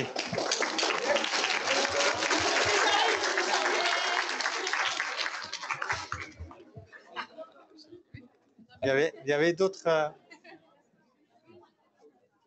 Ah oui. Non. Oui, ok. Moi, c'est plutôt une question. Enfin, quand vous avez parlé de, par exemple, les rails à Saint-Germain qui voulaient les poser, moi, j'ai une question. Est-ce que c'est vraiment possible de pouvoir évoluer et de continuer à progresser dans la société, à continuer à construire des bâtiments, des rails? Parce que je sais que cette ligne de train, elle est hyper importante pour beaucoup de gens. Et est-ce que c'est possible de pouvoir construire et avoir des projets comme ça sans mettre en danger toute la biodiversité, comme vous avez dit, et les espèces, pardon. Mais surtout, par rapport à ça aussi, à la base, le tram, il a été construit pour éviter les transports en voiture. Et du coup, on se demande si c'est pas... qu'est-ce qui est plus grave de détruire la biodiversité ou de justement installer des lignes de train pour éviter la pollution par les voitures. Et donc, il y a un moment ou un autre une décision à prendre de qu'est-ce qu'on décide de détruire avant tout. Voilà. Et ça dépend aussi parce que c'est là où interviennent donc les innovations, c'est-à-dire qu'il y a des innovations qui peuvent nous aider à contrebalancer un peu et être plus écologique, par exemple les robots pollinisateurs, les abeilles, ou alors même il y a eu des innovations qui ont aidé à par exemple dans la Seine, on a mis en place un processus de nettoyage des eaux et ça a ramené ça a ramené les saumons. Donc, il y a des innovations. Après, avec le train de Saint-Germain, etc., c'est vrai que oui, il va falloir faire un choix. Après, je ne suis pas experte, je suis jeune. Donc voilà, mais tu peux répondre. Bah, c'est vrai que c'est une vraie question. Ce tram, bon, je suis pas ingénieur en travaux publics ou je sais quoi, mais c'est vrai qu'on devrait se poser la question de justement si on réalise ce tram, est-ce qu'on doit en même temps garder cette route justement. Est-ce que ces deux constructions doivent rester toutes les deux ou est-ce que finalement on doit en privilégier une au détriment de l'autre?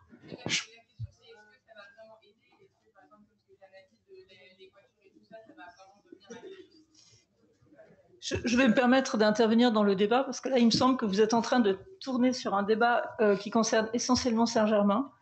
Parce que alors, autant vous dire que voilà, moi, je suis parisienne, je travaille à Trappes, mais alors autant vous dire que là, je vois même pas de quoi vous parlez. Je suis désolée. Non, mais excusez-moi. Par contre, non, au-delà de ça, je comprends parfaitement effectivement le débat que vous posez, qui est il me semble effectivement quelque chose de tout à fait important. C'est toujours la question du choix, effectivement, et à qui ce choix appartient-il? Et ça, c'est une vraie question de fond, qui déborde, à mon sens d'ailleurs, largement du simple problème scientifique. Par contre, il nous reste que 10 minutes. Non, jeune homme, vous n'aurez pas la parole. Je suis désolée, il nous reste 10 minutes, je me fais l'arbitre du temps. Question 4, qui me paraît importante parce que finalement, elle résume un peu tout le travail qu'on a fait aujourd'hui. Est-ce qu'à votre sens, il faut laisser la science aux scientifiques? Ah, alors, oh, ben voilà, là, on a plein de gens là qui sont intéressés. Oui, bonjour. Alors, déjà, moi, je pense que oui, évidemment, car tout simplement, déjà, dans scientifique, il y a le mot science. Donc, si c'est à eux qu'on retire la science, à qui faudrait-il la donner? Alors qu'ils ont travaillé pour ça, ils se sont formés, ils ont étudié, ils connaissent. Alors, je vois vraiment pas qui pourrait faire mieux qu'eux. Voilà, c'est tout. Ah, non. On a une demande de micro là-bas. Pardon. En fait, moi, je trouve que les gens, enfin la population de tout pays pourrait aussi aider. Par exemple, si une personne a une innovation ou qu'il a dans la tête et afin d'améliorer la situation de certaines personnes ou tout simplement de l'humanité, je trouve qu'il pourrait transmettre cette idée aux scientifiques et donc ils pourraient collaborer ensemble pour justement élaborer cet objet et ça serait pas seulement du coup les scientifiques qui feraient qui travailleraient seulement sur la science, mais tout le monde pourrait travailler sur la science.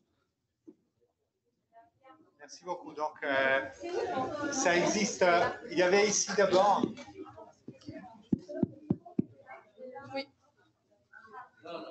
Moi, je pense qu'il ne faut pas la laisser seulement aux scientifiques parce que je pense que, là, par exemple, je pense que vous avez travaillé avec la philosophie et je pense que beaucoup de gens peuvent participer à la science et pas seulement les scientifiques. Les scientifiques, ils sont bons pour les calculs et pour développer les idées, mais oui. Je pense qu'il y a plein d'autres mondes.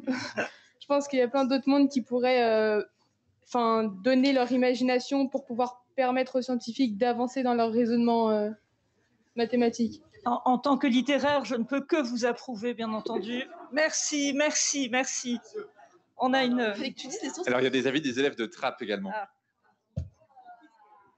Du coup, faut-il laisser la science aux scientifiques? Alors nous, on n'est pas du tout d'accord avec ça parce que déjà, nous, on a abordé la thématique avec notre professeur d'histoire-géographie et c'est pas pour autant qu'il n'a pas su répondre à des questions, il nous a très bien... on a très bien commencé le chapitre, tout au long, ça s'est très très bien passé. On a vu qu'il y avait notamment des relations avec le juridique, l'éthique, le médical, du coup. on voit que, enfin moi je serais pour que ce soit visible à la société parce que ça concerne toute la société. On n'est pas tous scientifiques. On l'a vu dans les exposés, mais il y a enfin c'est en lien avec le juridique, l'économique, l'éthique. On se pose, juste là, on se pose plein de questions et c'est pas forcément scientifique. Faut pas être scientifique pour interagir. Du coup, pour moi, c'est pas que les scientifiques qui parlent du progrès. On l'a vu aussi que c'est en lien avec la littérature.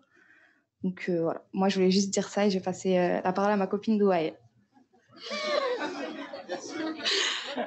Alors bonjour, pour moi il faut exploiter le savoir de la science dans le cas demandé. Aujourd'hui on vit dans un monde où la science est constamment à la recherche d'amélioration, comme par exemple modifier génétiquement un bébé. Alors selon moi il faudrait laisser la science aux scientifiques quand il le faut et il n'y a pas que les scientifiques qui devraient s'occuper de ça, car quand ils font des découvertes, il y a un impact sur nous, sur la société et sur le monde économique et commercial. Merci. Très bien. Merci.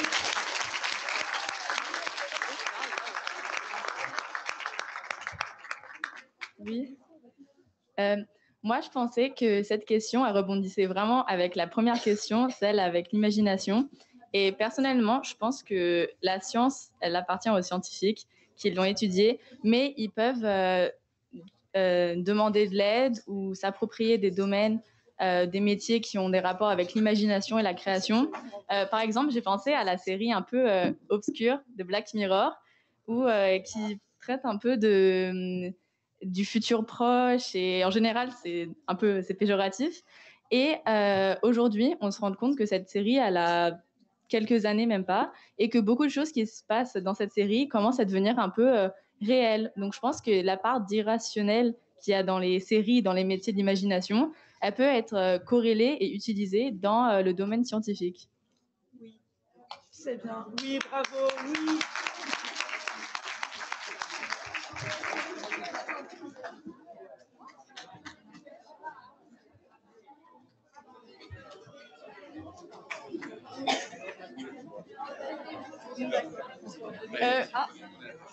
Voilà. Excuse-moi. Du coup, non, ça me tenait vraiment à cœur de répondre quand même dire ce que je pensais sur la question 3, donc la crise et la biodiversité. Et donc, du coup, c'était pour parler de la start-up allemande Green City Solutions, qui a présenté en 2018 son projet baptisé City Tree, qui consiste à installer dans les grandes agglomérations urbaines des murs végétalisés composés de plantes et de mousses choisies pour leur capacité d'absorption de gaz carbonique. Et donc, en fait, d'après ces concepteurs, ça équivaudrait à 275 arbres en matière d'absorption de pollution. Et ce serait aussi absorber plus de 240 tonnes de gaz carbonique chaque année. Et cette solution, elle a déjà été adoptée par plusieurs villes comme Londres, Berlin, Paris, Hong Kong ou encore Amsterdam et Oslo. Et donc, c'était justement pour montrer à quel point la biodiversité était importante pour nous en tant qu'humains et que les végétaux sont là aussi pour nous aider dans la vie et on est toujours en interaction avec eux. Voilà. Merci. On repasse à la question 4. On repasse à la question 4. Ici. Tiens là. Ouais, Il y a là. Ok. Non, Lucas, là. Allô? Ah, c'est bon. Alors, Ouais. je vais répondre à la quatrième question. Faut-il laisser la science aux scientifiques? Moi, je pense que non. Ou alors oui, mais d'une manière limitée. Parce que forcément, pendant les années qui ont précédé, la science a été utilisée à des fins assez mauvaises, comme Einstein qui a créé la bombe atomique, qui a été... Alors, c'était pas lui. Je vais te répondre, c'est Einstein. Il a donné l'idée, mais bon. Vous avez compris, quoi. Ouais. Du coup, je pense que les scientifiques eux-mêmes nous expliquent qu'eux, ils sont que à l'origine de la création des innovations.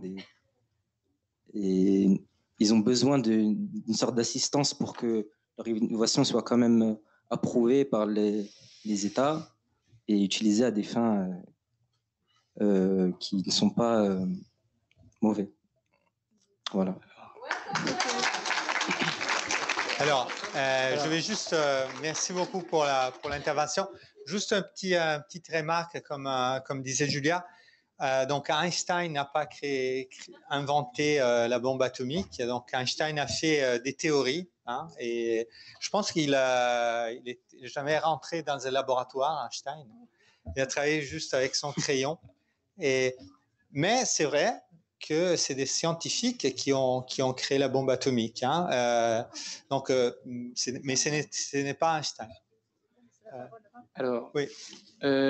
Comme dit dans la question, en fait, la question 1 et la question 4 sont très liées.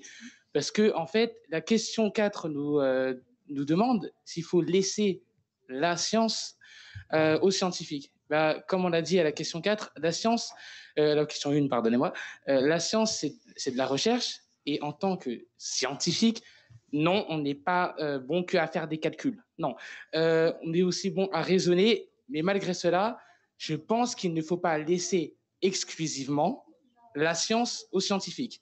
Pourquoi cela? Parce que la science, qu'est-ce que c'est au final? C'est de la recherche, c'est du raisonnement, certes, il y a une partie un peu théorique et calcul qui nous demande d'avoir des connaissances sur des phénomènes qui ont existé avant, des connaissances sur, par exemple, les lois physiques, comme des lois physiques, sur les lois, sur différentes choses. Mais non, il ne faut pas laisser la science exclusivement aux scientifiques, car cela voudrait dire que, en fait, la science, à partir du moment où elle ne serait que aux scientifiques, la science serait entre guillemets morte. Pas totalement, parce que entre scientifiques, si on reste entre scientifiques, on va répondre à des questions qui nous intéressent, qui nous sont essentielles pour comprendre d'autres phénomènes. Et au final, l'initiative de la Red Team, si j'ai bien retenu, est très importante car elle va nous permettre d'avancer d'un point de vue d'imaginaire, mais aussi du besoin. Car si nous ne raisonnons pas et ne réfléchissons pas sur ce que l'on a besoin, comme la biodiversité, comment est-ce qu'on pourrait avancer? Si on ne laisse que la science aux scientifiques, partons de ce principe-là, au bout d'un moment, nous n'allons étudier que des phénomènes qui nous sont utiles à nous scientifiques, mais pour tout ce qui est biodiversité, comment allons-nous faire tous les autres?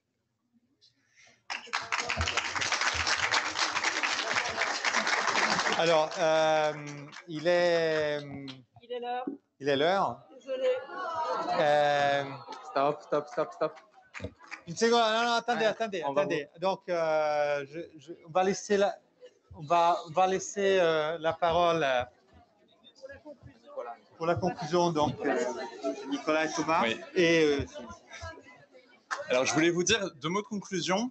2 mots pour que vous ne partiez pas d'ici sans rien, que tous vous partiez avec, disons, quelques conseils, quelques encouragements à vous, quelle que soit votre décision d'orientation et quel que soit ce que vous ferez l'année prochaine.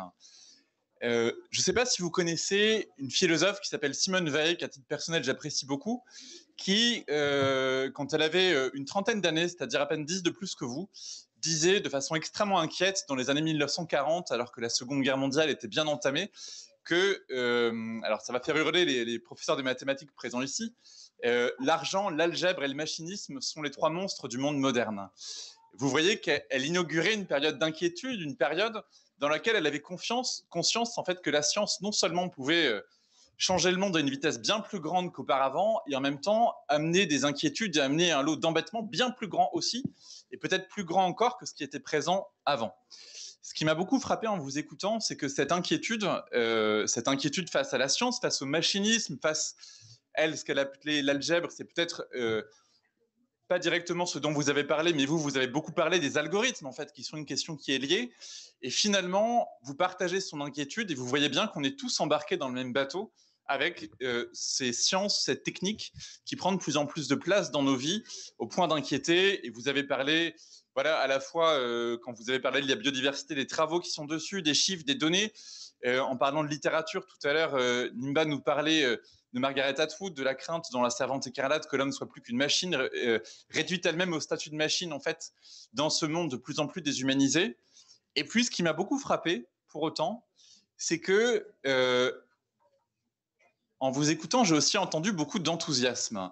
Beaucoup de personnes, tout à l'heure, on a entendu ça, des personnes qui nous disaient qu'elles étaient fascinées par le monde de l'algorithme, par l'intelligence artificielle, par les décisions à prendre, particulièrement dans l'exposé où vous nous parliez du dilemme, du tramway, etc., avec cette fascination dont vous nous parliez.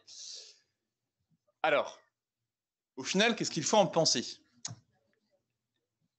est-ce que ça veut dire que toutes les personnes en littérature ont exagéré, que Huxley racontait n'importe quoi, que Atwood a raconté n'importe quoi, qu'il faut avoir confiance et garder cette fascination? Ou est-ce qu'au contraire, c'est tous ceux qui sont très rassurants en se disant que les sciences c'est formidable, qui ont tort? En fait, il me semble que ni les uns ni les autres n'ont tort, mais que finalement, tous participent à aiguiser votre jugement. C'est-à-dire que vous avez tous, en fréquentant dans vos lycées ces auteurs, ces théories, ces travaux, ces recherches, eu un jugement qui s'est affiné au fil du temps, de sorte que vous êtes un tout petit peu moins sujet, un peu moins victime, mais un peu plus acteur de ce problème scientifique. Et maintenant, vous en comprenez les données.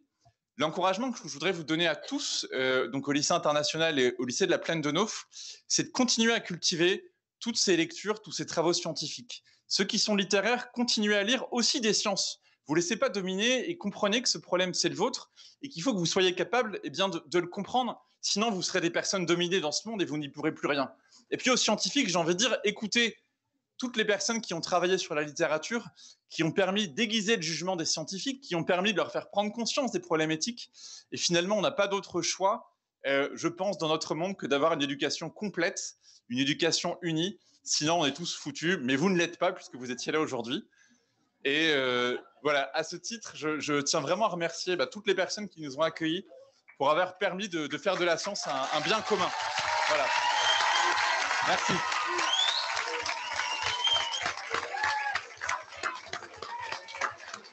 Voilà. Merci à tous les professeurs qui se sont impliqués et un grand merci à tous les élèves qui ont beaucoup travaillé pour nous présenter de leurs réflexions. C'était beau de vous voir. Merci.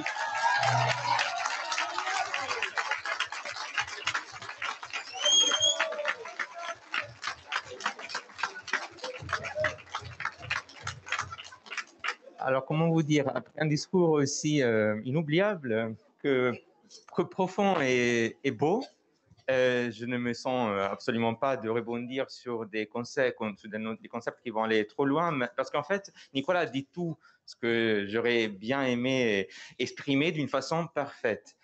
Et du coup, je me limite à des choses très concrètes.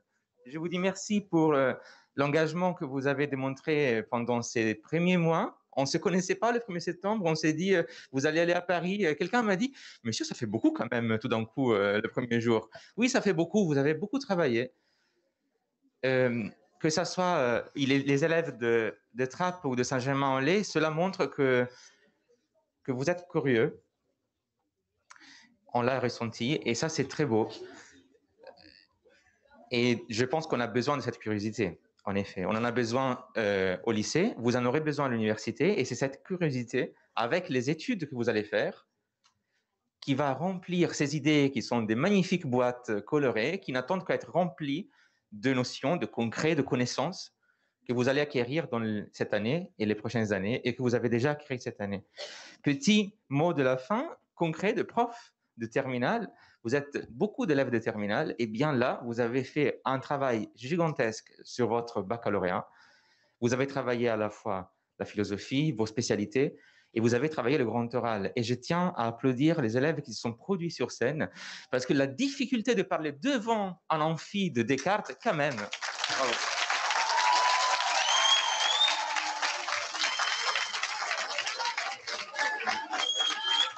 Merci beaucoup.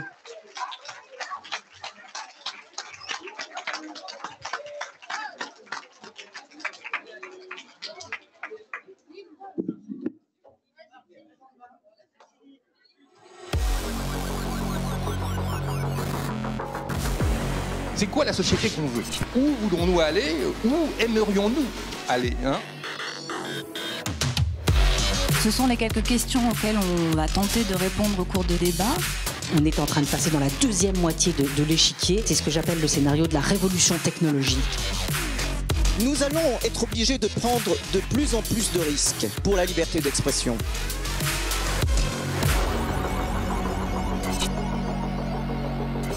On peut se poser la question, est-ce qu'on est à un point de bascule? Est-ce qu'on est perdu?